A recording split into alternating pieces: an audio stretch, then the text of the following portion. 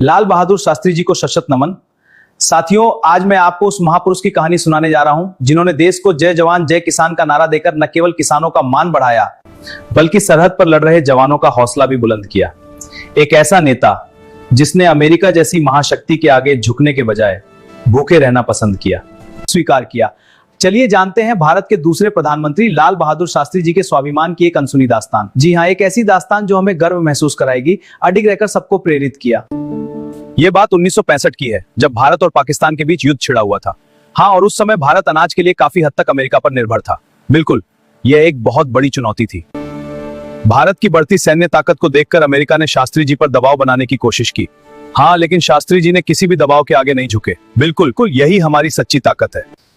उस समय के अमेरिकी राष्ट्रपति ने धमकी दी कि अगर भारत ने पाकिस्तान के खिलाफ युद्ध बंद नहीं किया तो अमेरिका लाल गेहूं पिल 480 का निर्यात बंद कर देगा। वाह, मुझे नहीं पता था। हाँ, ये एक बड़ा मुद्दा था।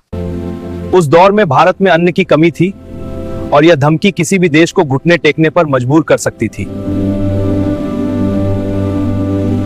शास्त्री जी एक स्वाभिमानी नेता थे। उन्होंने विदेशी दबाव के आगे झुकने से साफ इनकार कर दिया, लेकिन उन्हें अपने देश की जनता की फिक्र थी। उन्होंने एक बहुत ही अनूठा रास्ता निकाला। लेकिन उन्हें अपने देश की जनता की फिक्र थी। हाँ, और उन्होंने एक बहुत ही अनूठा रास्ता निकाला। बिल्कुल, वो रास्ता था जो सबको जोड़ता था। शायद हमें भी वैसा ही सोचना चाहिए। खुद से शुरुआत जनता से अपील करने से पहले उन्होंने अपने घर के रसोइये को बुलाकर कहा कि कल से घर में शाम का खाना नहीं बनेगा। सही बात है, पहले खुद बदलो फिर दूसरों को बताओ। बिल्कुल, मैंने फैसला किया है, रसोइये को बुलाओ, कल से घर में शाम का खाना नहीं बनेगा। जी साहब। मैंने पहले खुद और अपने बच्चों को एक वक्त भूखा रखकर देखा कि क्या मेरा परिवार यह सह सकता है। देशवासियों, अनुशासन से हम सबल बनेंगे। सोमवार को उपवास रखें, अनाज बचाएं, किसी दूसरे देश के सामने हाथ न फैलाना पड़े। यह हमारा संकल्प है। जब मुझे विश्वास हो गया कि अनुशासन से यह मुमकिन है, तब मैंने देशवासियों से रेडियो पर का उपवास रखें ताकि हम अनाज बचा सकें और किसी दूसरे देश के सामने हमें हाथ न फैलाना पड़े।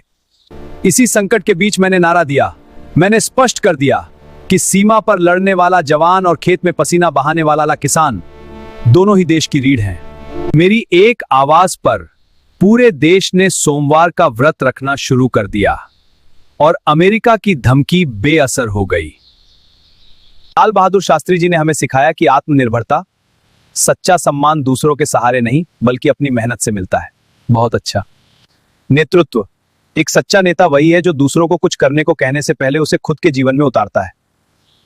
बिल्कुल सही।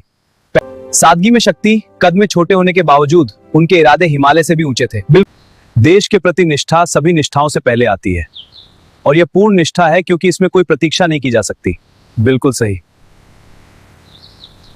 अंत में बस यही कहना चाहूंगा, खुद ही को कर बुलंद इतना कि हर तकदीर से पहले खुदा बंदे से खुद पूछे, बता तेरी रजा क्या है। बहुत सुंदर। शास्त्री जी एक ऐसे ही बुलंद इंसान थे। देखते रहिए हमारा खास प्रोग्राम। नमस्कार।